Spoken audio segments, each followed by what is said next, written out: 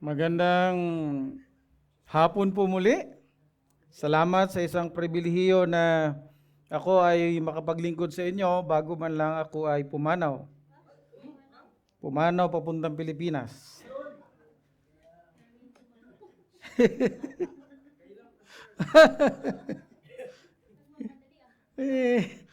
Hindi naman, naninigurado lang. So isa pong kagalakan muli na tayo ay sama-samang mag-aral sa atin ng pinapag-aralang text or book sa 1 Timothy. So maraming salamat sa ginagawa ng Panginoon sa church na ito at sa paghahanda sa atin upang maging lalo pa tayong handa sa mga darating na panahon. Mga kalalakihan, kababaihan, bilang isang church, napakaganda na maliwanag sa atin ang ating mga ginagawa, ang ating gagawin, na ito ay magbibigay ng maliwanag na kaluwalhatian sa Diyos na ating sinasamba, pinaglilingkuran, sa Diyos na nagligtas sa atin at balang araw makakasama natin siya. Katulad sa panahon ni Adan at saka ni Eva, kasama nilang Diyos. I hope na everyone is excited sa mga kaganapang ito. Basahin ko muna ang ating main point at ang title ng ating pag-aaralan.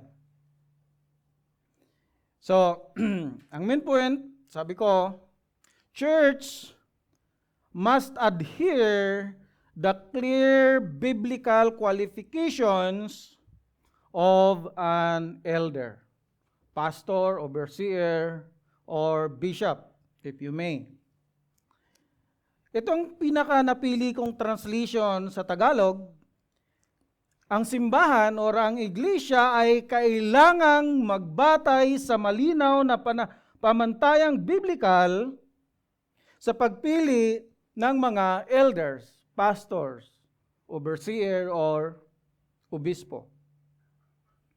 Ang title ng ating pag-aaralan ay Choose Qualified Pastors. Pagpili ng kwalipikadong mga pastor o elders, bishop, or obispo. Pareho rin pala yun.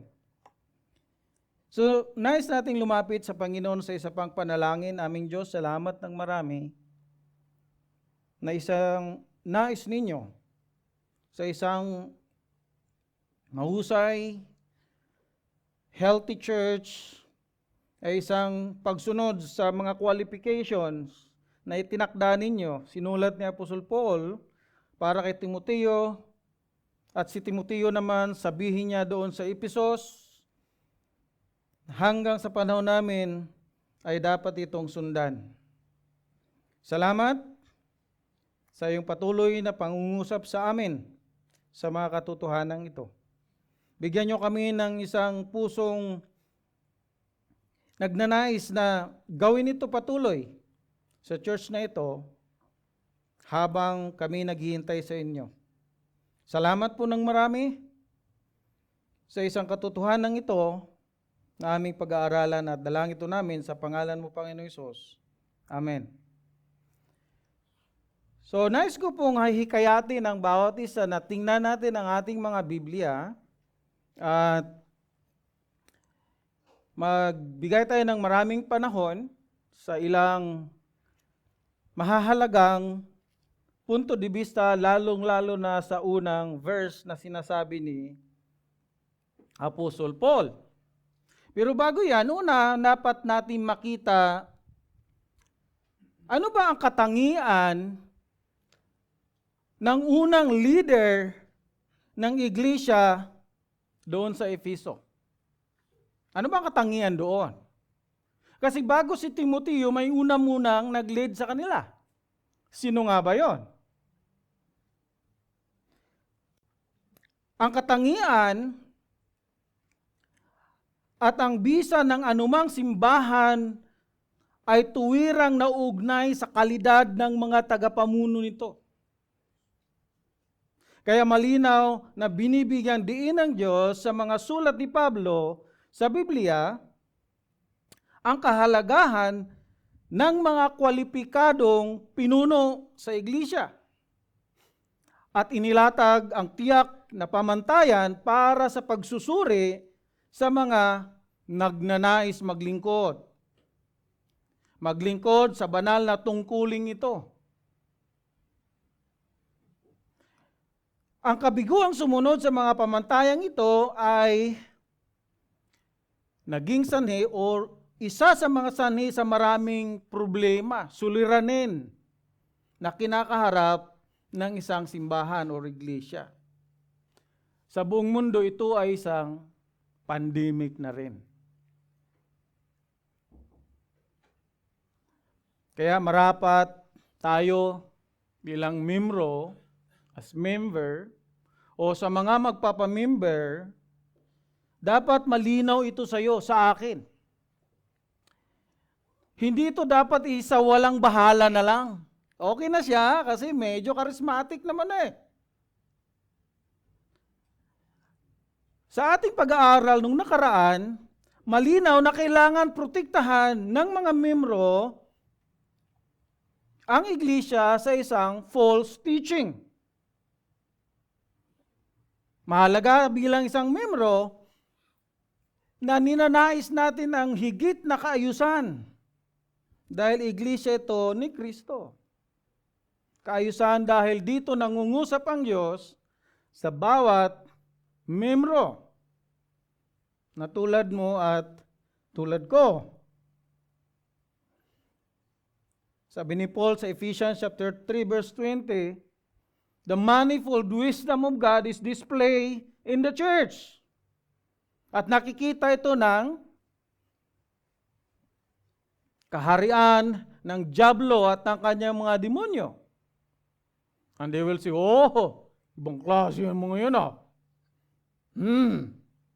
Kailangan ko pang dagdagan ang aking effort.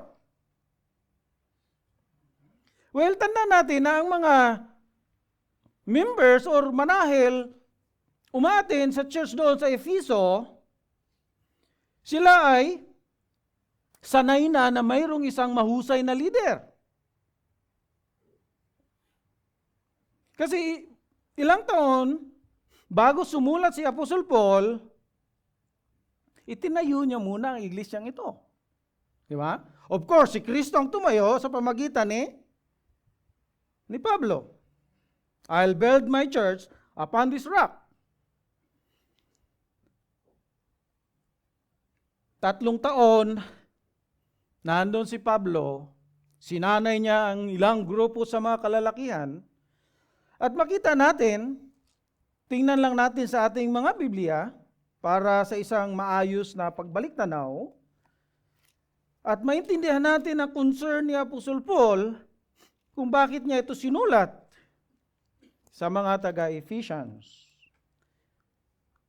Chapter 18 actually, verse 19, ito ang sinasabi. And they came to Ephesus, and he left them there, but he himself went into the synagogue and reasoned with the Jews. Si Pablo, kasama niya ang mga ilang kalalakihan. Kunit iwan si Pablo sa mga sinagoga at nakipag-reason out. Yun ang laging ginagawa ni Paul. Chapter 20, verse 17, sabi dito, now, from Miletus, he sent to Ephesus and called the elders of the church to come to him. Tinawag ni Apostle Paul ang mga elders. Pag pumunta ka sa verse 31, the same chapter, Acts 20, sabi na naman dito ni Apostle nagsulat, therefore, be alert, remembering that for 3 years I did not cease night or day to admonish everyone with tears. Yun ang ginagawa ng isang unang leader doon sa Ephesus. So nagkakaroon natin ng idea, ano ang katangian ng unang leader. Ang mga lalaking ito ay may malalim na pagmamahal kay Pablo. Kaya hindi nila mapigilang ipakita ang kanilang labis na kalungkutan nang sabihin niyang, alis na ako muna. Punta na ako ng Macedonia. Diyan na muna kayo. Kung titingnan pa nga natin sa verse 37, the same chapter ng Acts, sabi pa dito, and there was much weeping in the part of all. They embraced Paul and kissed him, being sorrowful most of all because of the word he had spoken, that they would not see his face again. And they accompanied him to the ship. Okay? May iyakan. Ito ay, so nung panahong iyon, ang iglesia sa Efeso ay isang strategic na iglesia na may matatag at maayos na pamumuno. Pero dito sa sulat ni Paul, mayroong problema na ang church na kinakaharap. So dito makita natin ang magandang pamumuno ni Apostol Paul. Kung titingnan natin, balikan natin, bago pa siya umalis, mayroon na rin siyang sinabi. The same chapter, Acts chapter 20, verse 29. Pakisundan niyo po ako. Sabi ron, I know that after my departure, first wolves will come in among you, not sparing the flock. And from among your own selves will rise men speaking twisted things to draw away the disciples after them. Merong paunang binahagi si Apostol Paul sa mga elders sa Efeso, nagbabala siya sa kanila tungkol sa darating na panganib ng iglesia. Mula sa labas at mula sa loob. Alam ni Pablo na aatakihin ang iglesia sa pamamagitan ng magpapadala ng mga huwad na mga pagtuturo, mga nagtuturo, mga magaling magturo. Di ba? Ito yung mga pagtuturo ng kasinungalingan, heresy. At ito na nga nangyari. Pagbalik ni Pablo sa Ephesians, matapos ang kanyang pagkabilanggo sa Roma, nagdesisyon siyang iwan si Timoteo upang ayusin ang sitwasyon doon sa Ephesians. Habang siya naman ay tumuloy sa Macedonia, di ba?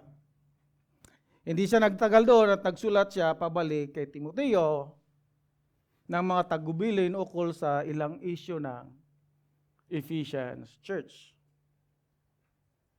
So yun yung katangian ng naunang leader. Pangalawa ay mga katangian ng hindi maayos na leader. Pansinin natin sa verse chapter sa Ephesians na mismo, chapter 3, sabi roon,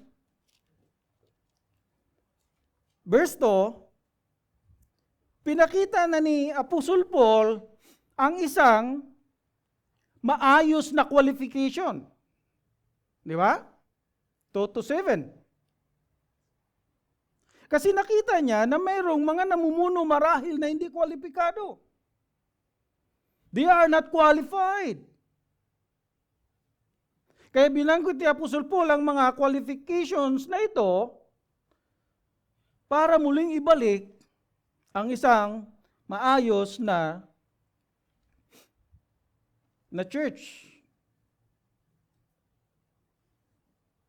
Therefore, an overseer must be above reproach, a husband of one wife, sober-minded, self-controlled, respectable, hospitable, able to teach, not a drunkard, not violent, but gentle, not quarrelsome, not lover of money. He must manage his own household well, with all dignity, keeping his children submissive. And then hanggang verse 7. Marahil ang iba ay tumalikod na sa tamang pananampalataya. Kaya sinabi ni Pablo sa kay Timoteo, inuutusan kita na manatili ka dyan sa Episo, tapos ako naman ay pupunta sa Macedonia upang magturo doon. Pag nasa Episo ka na, tingnan mo na maigi. Chapter 1. Di ba? Maliwanag dito na mayroon ng, as I urge you when I was going to Macedonia, remain in Ephesus so that you may charge certain persons not to teach any different doctrine. Verse 4. Nor to devote themselves to myths and endless genealogies which promote speculations rather than stewardship from God that is by faith. So mayroon ng mga lingkod daw sila, pero they are sa ganitong klase ng mga teaching. Pansin nyo? So ayon sa mga talatang ito, ang ilang mga pinuno ay nagtuturo ng mga maling doktrina. At wala silang pagkaunawa sa lumang tipan na kautusan o sa ebanghelyo ng bagong tipan. Nakita pa natin yan sa verse 8, chapter 1. Now we know that the law is good if one uses it lawfully, understanding this, that the law is not laid down for the just but for the lawless and disobedient, for the ungodly and sinners, for the unholy and profane, for those who strike their fathers and mothers, for murderers. Verse 11, sabi pa ron, hanggang verse 11, verse 10, the sexually immoral men who practice homosexuality, enslavers, liars, perjurers, whatever else is contrary to sound doctrine, in accordance with the gospel of the glory of the blessed God, with which I have been entrusted. So mayroon ng mga pumapasok na ganoon. Yun yung mga katangian na ng mga huwad o hindi maayos ng mga leader. Kaya nga nagpatuloy pa si Apostle Paul, chapter 2, verse 12. Ano sinabi niya? I do not permit a woman to teach or exercise authority over a man. Rather, she is to remain quiet. Ayon sa mga ulat, marahil may ilang mga kababaihan na kinukuha na ang papel ng pagiging leader sa iglesia. Di ba? Kaya sabi ni Pablo, hindi ko pinapahintulutan na nangyayari yan. Ilan ay mga apostate na. Sa chapter 4, verse 1 to 3.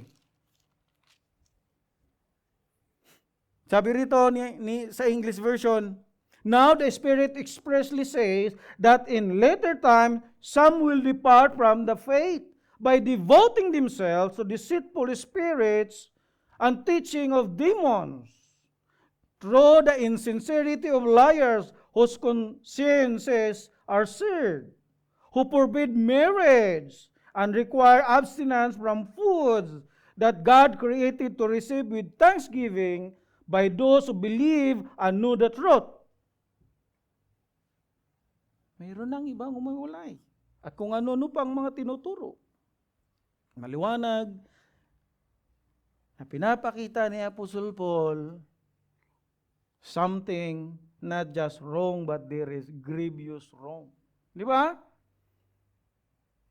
Nakikita na natin, we as church,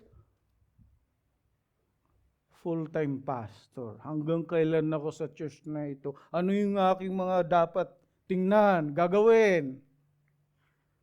Di ba? Hindi, tumanggal pa ako sa Panginoon, makinig lang, okay na. Hindi Hindi ganun pala.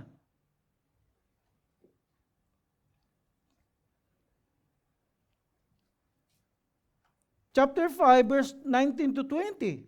Ang ilan ay hindi tamang tinatrato ang mga matatanda. Mga elders. Olders pala. Olders ito dito. Hindi elder. Tingnan natin. Punta tayo sa 1 Timothy chapter 5, verse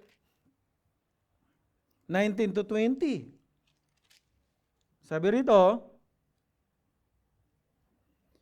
do not admit a charge 15 elders pala ito. So sabi niya pa, do not admit a charge against an elder, so pastor, overseer, or bishop, except on the evidence of 2 or 3 witnesses. As for those who persist in sin, rebuke them in the presence of all, so that the rest may stand in fear. Bakit? Malinaw na ang ilan sa mga elder ay kailangan ng sabihan. Sabihan ng hayagan. Dahil sa kanilang kasalanan. Bakit kailangan ng gano'n? Bilang pag-iingat, binalaan ni Pablo si Timoteo na huwag din agad maniwala. Dapat mayroong mga pagberipika kung nagkasala. Dapat siyang maingat sa pagpili ng mga ilalagay sa pamumuno. Yun ang isa sa magandang makita natin na church. Verse 22, chapter 5. Do not be hasty in laying on the hands, nor take part in the sins of others. Keep yourself pure. Timoteo, huwag ka magmadali. Yung alam kong bigat ka na dahil for the sick na mayroon lang isang elder, kuha ka na lang kuha. Huwag basta-basta ilihan. Ibig sabihin, italaga. Pag-isipan, siya sa atin. Hindi basta-basta. Ganun din ang tagubilin na actually ni Apostle Paul sa kay Tito or Titus.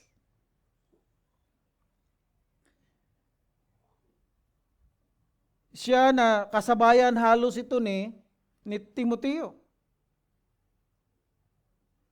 So kailangan niyang gawin ito.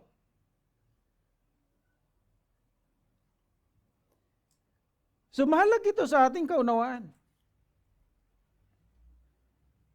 Sa mga tagapamuno, mahalaga na mayroong kabanalan. Ang kahalagahan ng makadiyos na pamumuno. Yun ay paulit-ulit at makita natin. Pansinin natin na sa kanyang paglalarawan ni Apostle Paul sa mga qualification ng elder, pansinin nyo, nakatuon ba talaga si Apostle Paul sa qualification or sa position, sa office? Hindi, di ba? Nakatuon actually si Pablo doon sa pagkatao ng isang itatalagang leader. Hindi doon sa kanyang gagawin. Bagamat mahalaga rin natin mamaya makita ang kahalagahan nito. So ang isang lalaki ay nagiging kwalipikado hindi dahil sa kanyang ginagawa, kundi dahil sa kung sino siya sa harapan ng Diyos. Kung siya ay nagkakasala, ay dapat siyang ituwid sa harapan ng buong kapulungan, gaya ng ating nabasa kanina. Kailangang ingatan ng mabuti ng iglesia ang mga sagradong tungkuling ito. Yun yung maganda. Kaya isang magandang tanong sa atin, baka isa ka na sa tinatawag ni Apostle Paul, tinatawag ng Panginoon. Paano ba natin na lalaman ito? Sinabi ni Pablo sa verse 1, balik tayo, na the saying is trustworthy if anyone aspire to the office of overseer, he desire a noble task. Mayroong tapat na hangarin. Mayroong magandang hangarin. Tingnan muna natin ang isang mga salitang ito. The saying is trustworthy if anyone aspire to the office of the overseer, he desire a noble task. Isang mahalagang pagtawag. The saying is trustworthy. Tapat na pagsasabi. Yung word na trustworthy or tapat na pagsabi, 5 beses ito ginamit ni Apostle Paul. 4 na beses dito sa Timoteo, 3 sa 1 Timothy, 1 sa 2 Timothy at 1 sa Titus chapter 3 verse 8. Pinapakita ni Apostle Paul ang isang mahalagang pangungusap na ito. Isang makatotohanang pangungusap. Makita natin na mahalaga ito. Ang unang trustworthy na mabasa natin actually ay doon sa chapter 1 verse 15. Ayan, naalala niyo yung sa ating pinag-aaralan, ito yung pangalawa nung dito sa chapter 3 verse 1, sa chapter 1 verse 15 ito yung una. The saying is trustworthy, the undeserving of full acceptance that Christ Jesus came into the world to save sinners, to whom I am the foremost. Ito yung pinaka-basic sa isang Kristyanismo, na mayroong isang Kristo na namatay para sa isang tulad niya, tulad natin. So ganun din. Who desire, desire is trustworthy. Trustworthy saying. Pero magkaiba ito ng konti kung ating titingnan. Sa anong paraan? Ito ay sagradong tawag. Di ba?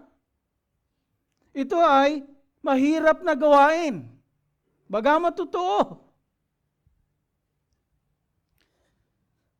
Ito'y banal. May mga taong pumapasok sa ministeryo na may maling motibo. Gaya sa ating titingnan mamaya. Sa salapi. Kaya sinabi ni Apostle Paul na hindi siya dapat lover of money. Or sa ibang diction, money. Diba? Familiar diction natin.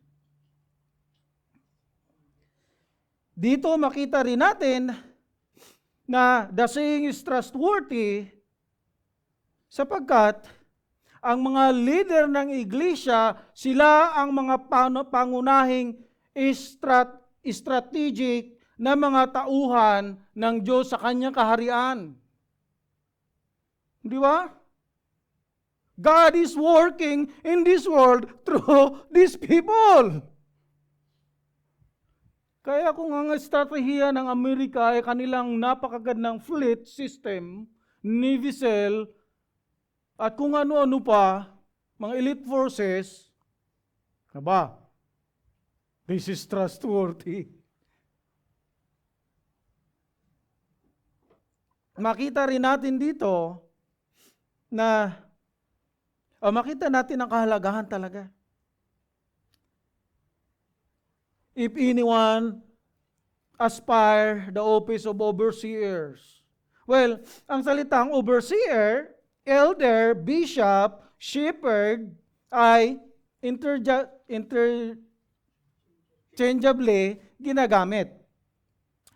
Elder ay tumutukoy sa espiritual na kapanahunan o kahusayan ng individual. Bishop o overseer ay tumutukoy sa kanyang tungkuling namumuno sa iglesia.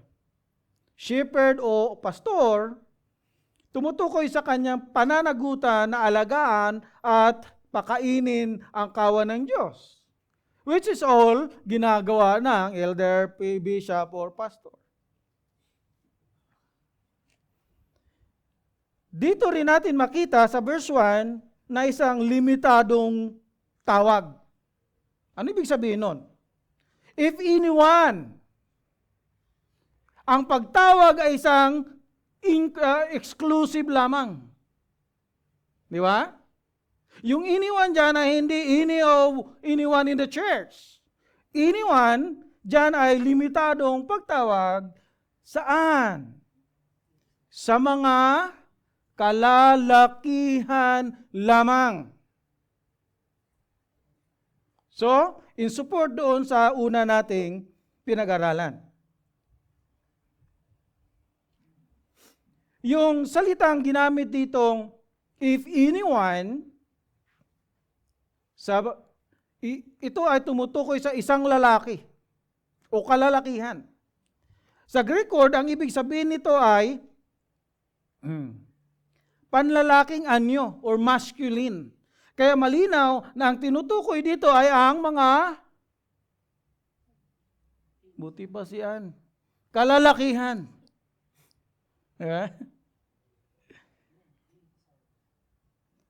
So yun yung isa dapat natin makita. Ang anyone, if anyone dyan is mga kalalakihan. Kaya imposible ang isang babae ay dapat tagapanguna. Kaya mapansinin mo sa sunod na verse 2. The husband of one wife. Hindi the wife of one husband.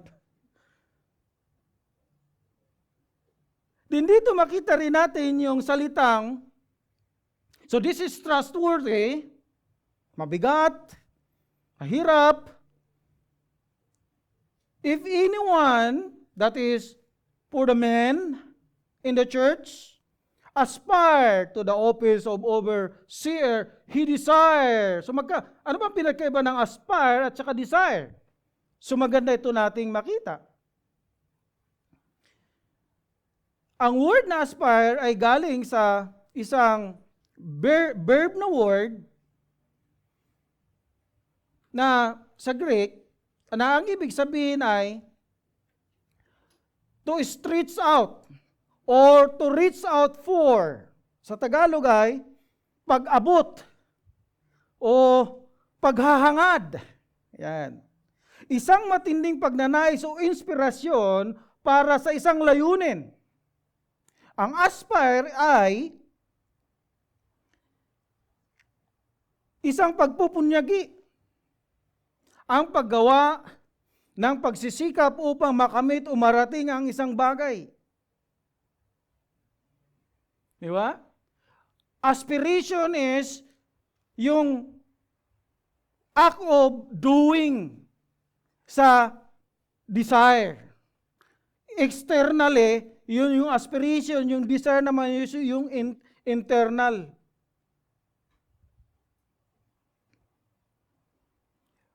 Ang desire ay, ang ibig sabihin nito, to long for, to strongly want.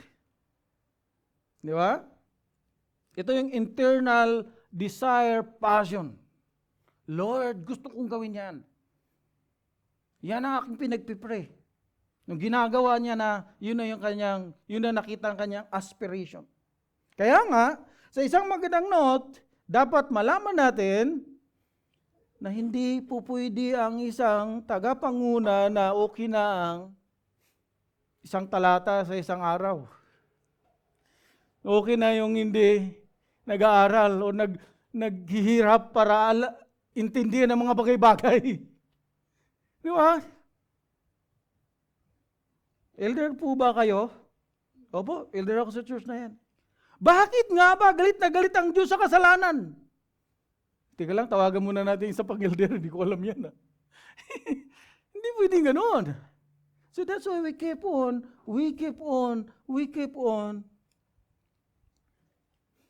So yun ay tinatawag na godly passion. Mayroong makadiyos na pagnanais.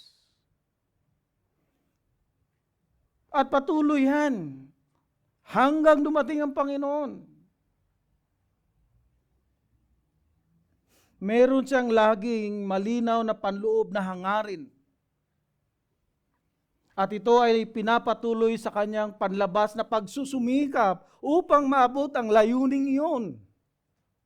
Ang kanyang hangarin na maglingkod ay napakatindi na wala siyang ibang landas na maaring tahakin. Ang ministeryo ng kanyang puso at kaluluwa, kaya't buong sigasig niyang inihanda ang sarili at tinatanggap ang kwalipikasyong hinihingi para sa gawaing ito.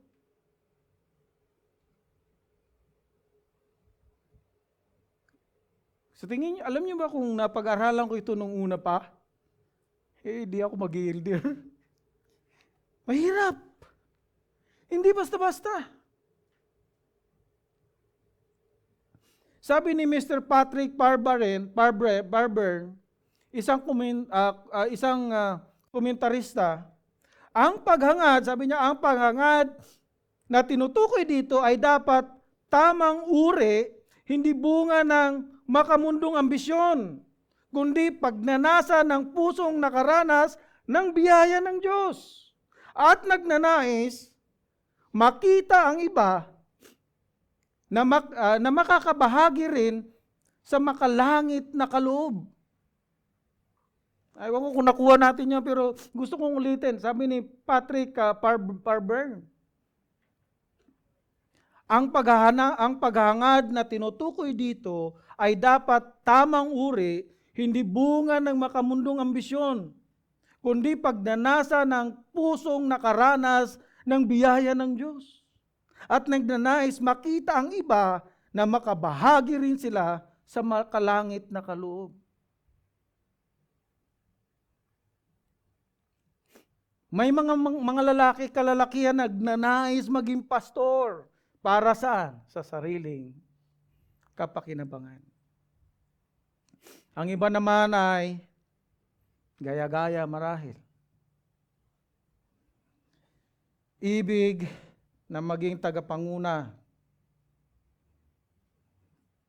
Katulad ni Diotrephanes doon sa aklat ng 3 John chapter 9.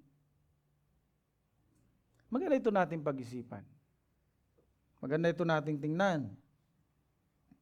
Napakaganda na tayo bilang mga church, makita natin ito ng pinaka-mahusay. May isa pang famous na pastor sa Inglaterra. Ang pangalan niya actually ay si Hughes Latimer. Si Hughes Latimer. Sabi niya, matuto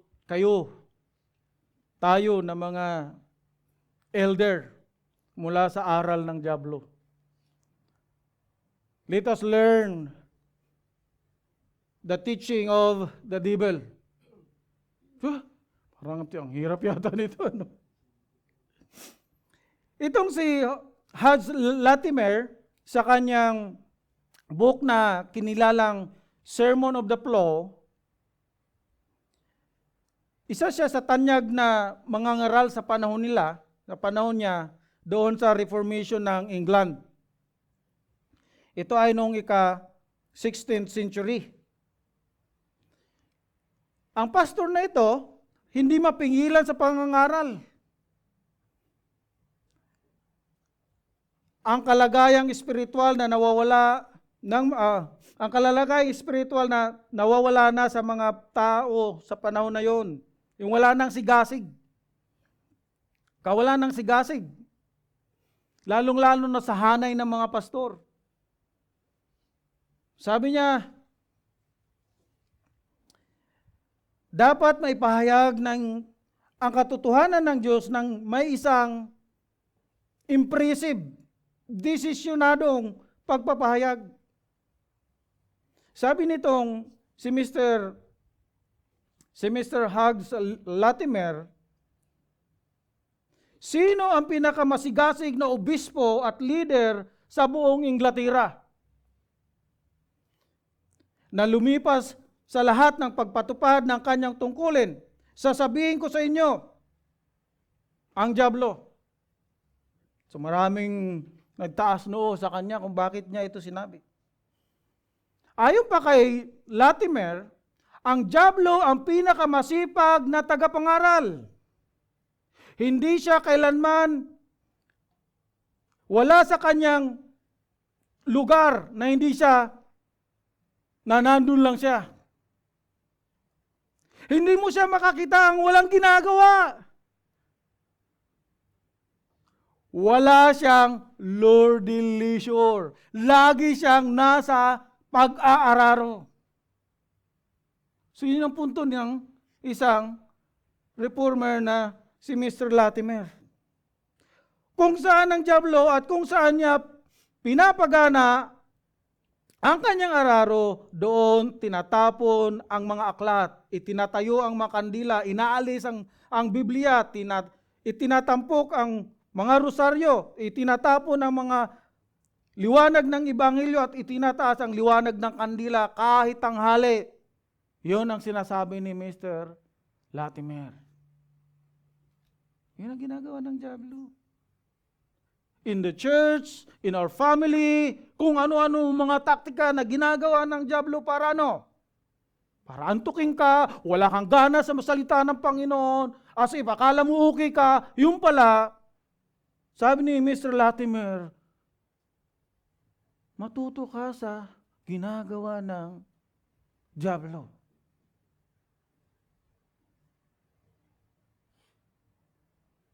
Maganda natin tingnan ito. Tayong mga Kristiyano, tayong mga naglilingkod. Ang simbahan ay nangangailangan ng mga tagapangaral na masipag, hindi tamad. Kung ang kaaway ng Diyos ay masipag sa pagwasak ng kaluluwa, gaano pa kaya ang dapat na maging masipag ay isang lingkod na tulad mo at tulad ko? Men of God, ikaw bilang tatay sa iyong pamilya. Ako bilang tatay. Kailan ko ba sinabihan ng aking anak, naiintindihan mo na ba ang gospel? O bigay na lang ikaw ng kung bigay? O baka, kung ano ang nais ng dyablo, yun talagang sinusunod mo, knowing or seeing na, hindi, kay Kristo naman ako. May isang magandang punto, actually, isang taong ito. Makita dapat sa atin ang isang makadiyos na pananaw. Sabi dito, the saying is trustworthy. If anyone aspire of the office of overseer, he desire a noble task. Isang maayos na pananaw dapat meron ng isang totoong Kristiyano na lalaki sa kanyang pamilya, sa kanyang kaibigan, sa kanyang asawa. Sa pagiging sa church, of course, dapat maliwanag ito. At maganda rin kumustahin natin actually ang bawat isa sa atin. Si Mr. Oswald Sanders, ito ang kanyang sinabi. Ang tunay na mga katangian ng pamumuno ay matatagpuan sa mga taong handang magdusa. Alang-alang sa mga layuning sapat na dakila upang hingin ang kanilang buong pagsunod. I'm struggling when I'm studying. Hindi ba nga ako nagdudusa eh? Gusto ko kaginawaan lamang lagi. Isang maliwanag na pananaw, makadiyos. Dito rin natin makita ang isang mabuting gawain. It's a noble task. Sabi ron, di ba? Noble is good. Kaya nga mayroong tinatawag na Nobel Prize, di ba? Yung nag-ambag ng isang magandang gawain, pinaparangalan. Dapat makita ito natin ng mga membro at mga nagnanais na maging isang tagapanguna. Maganda itong gawain. Mahalaga ang pagpapastor. Ang posisyon ng isang leader ay isang dakilang pagtawag mula sa Diyos. Ang sino ang tinawag sa tungkulong ito ay dapat magpakumbaba, magpakasipag, at magpasalamat dahil ito ay isang karangalang hindi basta-basta ipinagkakaloob sa lahat. Sabi ni Dr. Pastor Martin Lloyd Jones, para sa akin, ang gawain ng pangangaral ang pinakamataas, pinakadakila at pinakamarilag o marilag na pagkatawag na maaaring tanggapin ng sinuman. Yeah. I have a lot of time na ayoko na nga. Hindi naman ako qualified. Di ba? So dapat natin makita ito. Ang kahalagahan nito. Ngayon pupunta na tayo sa mga qualification. I hope nakita natin ang kahalagahan, ang importansya ng task na ito. Well, hindi na tayo marahil magtagal dito sa mga qualification, pero tingnan natin ang pinakapangunahing qualification.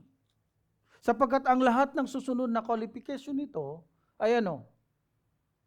Is just in support of being above reproach and blameless or blameless. Di ba? Sabi rito, therefore, an overseer must be above reproach. Yun ang pinaka-arking, pinaka-pundasyon sa isa sa kwalifikasyon. Absent niyan ay it will collapse all. Ano nga ba ang ibig sabihin niyan? Above reproach. Sa ibang translation, ang ginamit dito ay blameless. Di ba? Hindi ibig sabihin niya na hindi siya nagkasala. Or else, wala talagang pwede maging si Pablo, hindi siya qualified to be kung ganon. Pero hindi. Ang ibig sabihin niyan, blameless, ay ang salita munang must ang ating pagtuunan. Hindi ito negotiable. Hindi ito okay na lang. Di ba? Okay na yan kasi mabait naman. At saka nagpapakain yan kapag may pera. Kaya pwede na yan. Hindi mo ganun, ano? Must. Nagpapahiwatig ito ng lubos na kahalagahan ng pagiging walang dungis ay hindi optional, kundi isang absolute na kailangan para sa isang tagapanguna ng iglesia. Ibig sabihin, nagkakamali pa rin siya pero hindi tulad ng karamihan na kung ididemanda, pwedeng idemanda. Hindi man siya perfect pero makita yung moral inclination niya sa kanyang buhay na mayroon talagang higit kaysa sa karaniwan.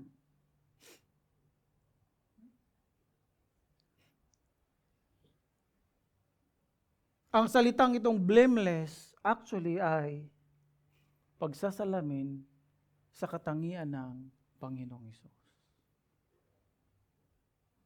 Ang buhay ng isang pinuno sa iglesia ay dapat hindi batik ng kasalanan or maraming kasalanan kitang-kita pa o katiwalian.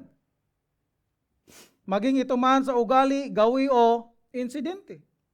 Hindi nangangahulugang perpekto, ngunit dapat malinaw na siya ay tapat at banal sa harapan ng Diyos at mga tao. Yun ang dapat natin makita. Above reproach or blameless.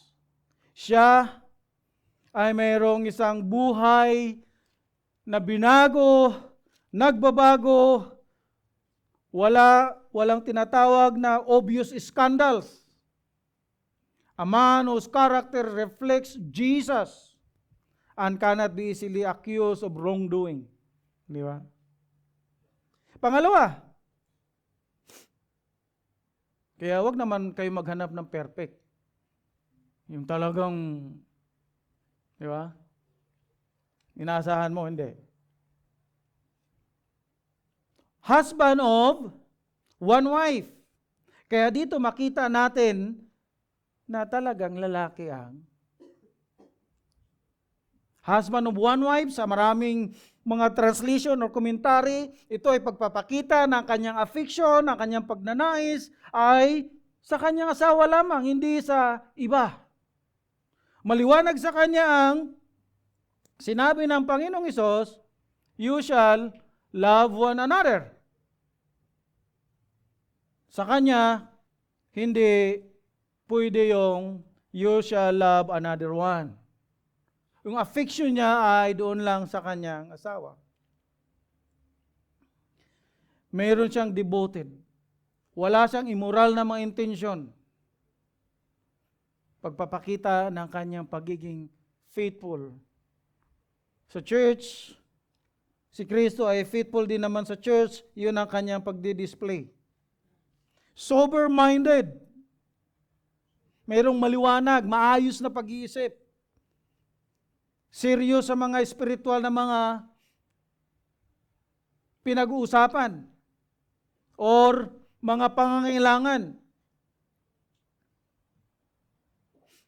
Ang kanyang mga pag-iisip, mga decision, lalong-lalo in pertain sa church, maliwanag, inclined doon sa maliwanag na salita ng Diyos. Self-control.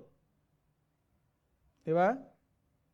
Merong maayos, mataas na disiplina sa kanyang emotions, mga habits, mga desire. Diba?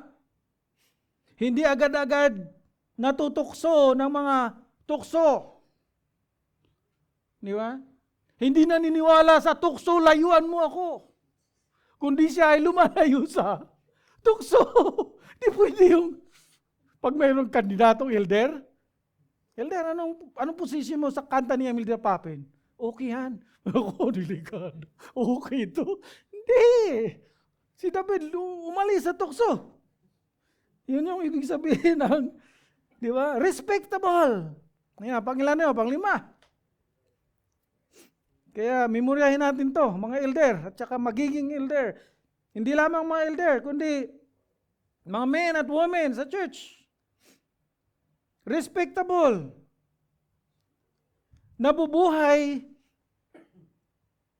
na nakakukuha din siya ng respect sa other. Di ba? Inside the church as well as outside the church. Yan ang maganda makita natin. Karespe-respeto. Hospitable. Very welcoming and generous. Especially, sabi rito, sa konteksto dito sa mga dayuhan or strangers. Nagpapakita ito ng replika o reflection ng God's grace.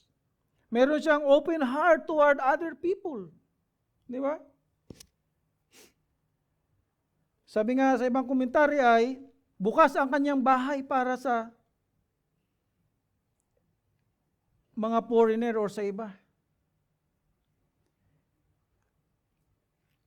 Able to teach.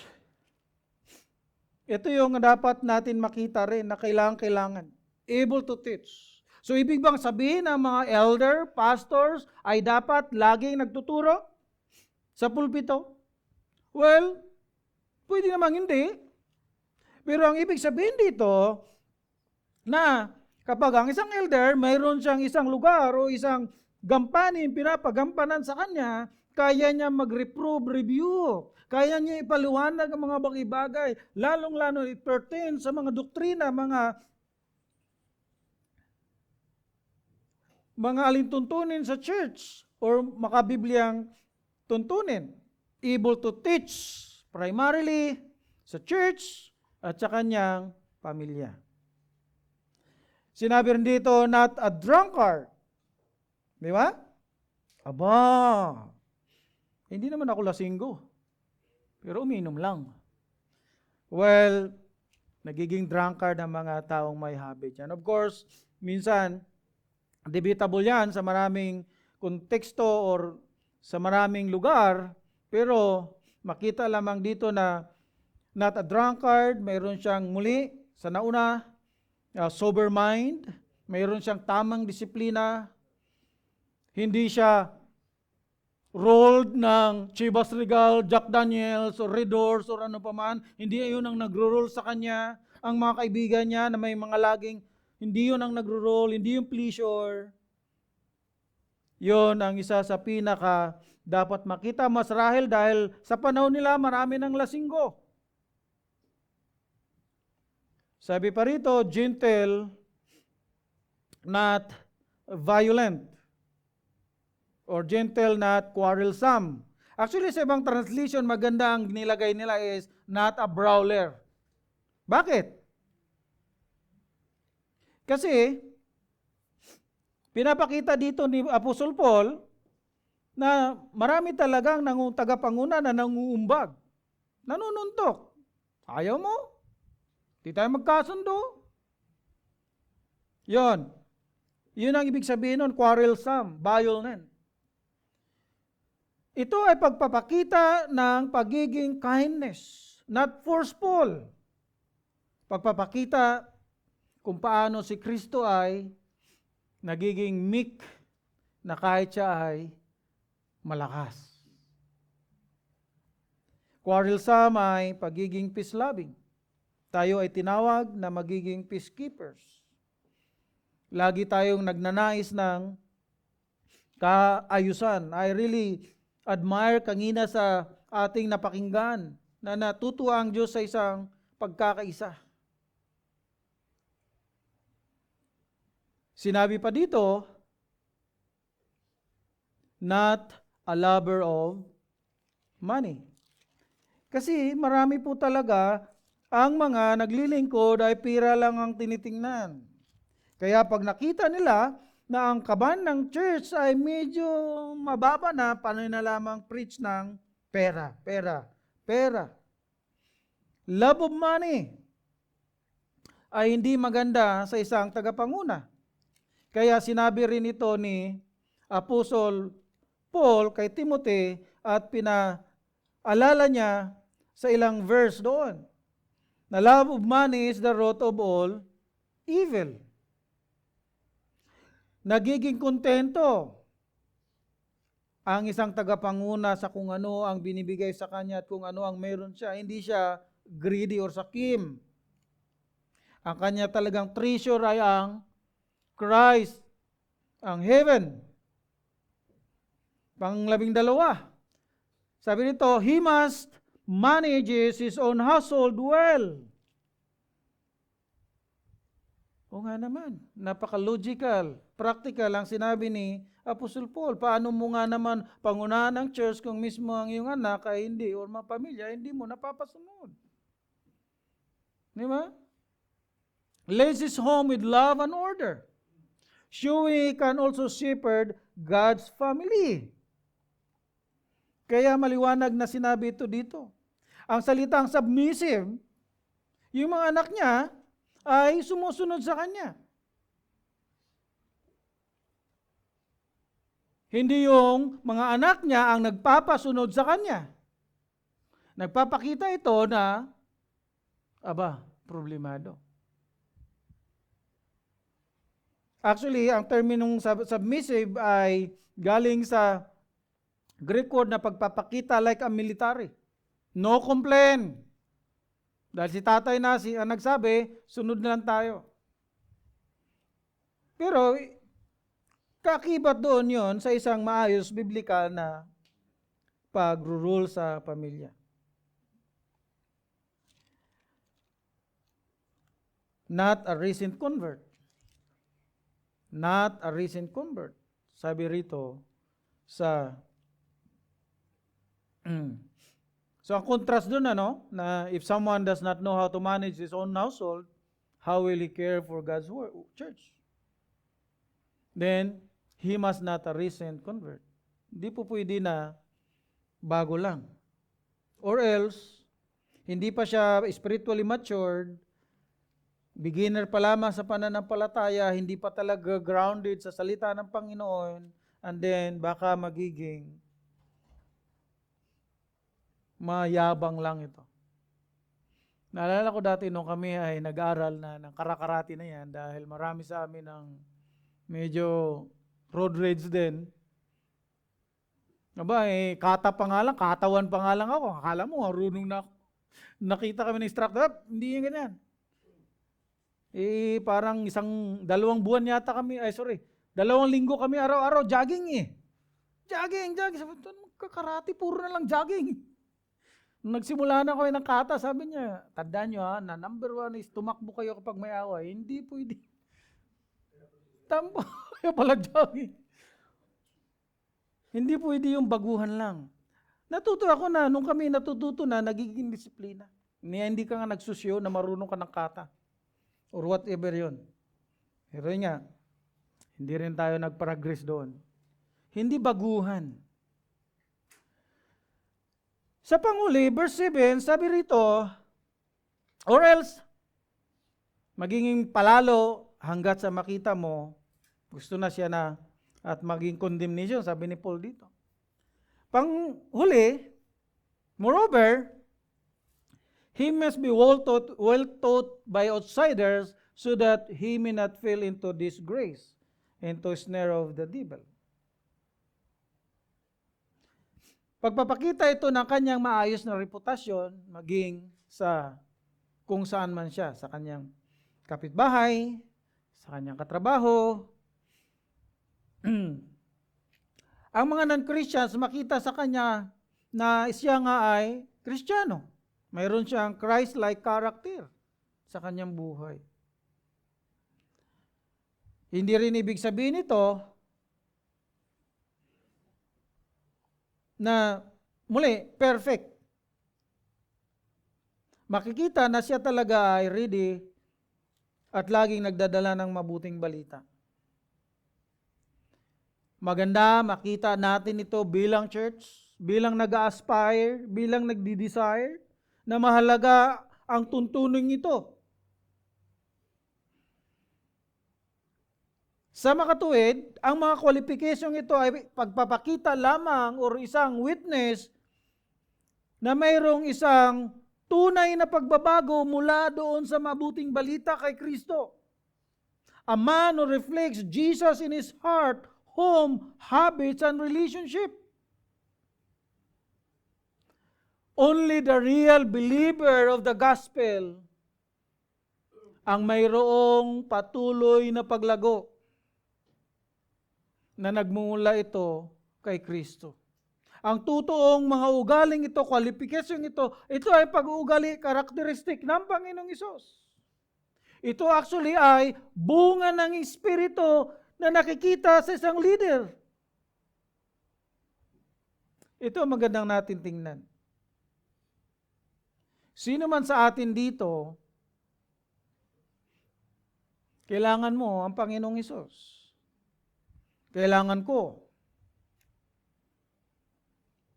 Christ, who is He, and know why He died for sins. Kailangan natin malaman yan. Sins of you, of ours. At ano ba talagang gravity kung bakit mayroong punishment ang kasalanan? Kapag naiintindihan na natin yan, lalong-lalo na naiintindihan natin, mas lalo nating nakikita na may pangangailangan ng church na isang tunay na niligtas. Tayo na mga ililid niya, tunay din na ligtas sa patuloy na paglago ng bawat isa. Pagkatapos na tayo ay nakay Kristo na, makikita na natin ang ating mga sarili na tayo ay totoo at maayos na naglilingkod sa Kanya sa pamagitan ng church. A healthy church that partake the sound doctrine, and always herald the gospel of Christ until He comes. Yun na yung mayroon tayo as mga believers. To conclude, we praise God for such a gift or such gift to the church. A blameless elder. And we keep on checking on them, praying and support them. They are number one of the devil's list of attacks. One elder that fails, ang isang elder na bumagsak, ay maraming nakaakibat na nangihina din dyan. Church, we keep on guarding each other and praying and be ready for having a full-time elder. GCC. Dapat natin itong malinawan at lalong nililinaw. Church must adhere the clear biblical qualification in choosing an elders. Ito ang ating dapat laging tingnan at dapat gawin. Let us come to the Lord in prayer. Aming Diyos, marami pong salamat sa mga katotohanan ito na ang church ay lalong nagpo-flourish sa mga matapat, masipag, mayroong makadiyos na pananaw, tumatanggap ng isang godly works, hindi ito basta-basta. Pagpalain niyo nga po ang mga elders sa church na ito at sa mga members dito. Patuloy nilang isabuhay din ang mga qualification ito bilang tanda na sila kami ay na kay Kristo. Patuloy namin pahalagahan ang mga itinakda ninyong qualification nang hanggang sa ganon maprotektahan ang tamang mga katuruan, tamang mga habits, tamang mga ugali, tama at maliwanag na pagpuproklama ng mabuting balita hanggang sa kayo ay dumating. Ito ang aming dalangin, aking dalangin sa pangalan mo, Panginoon Hesus. Amen.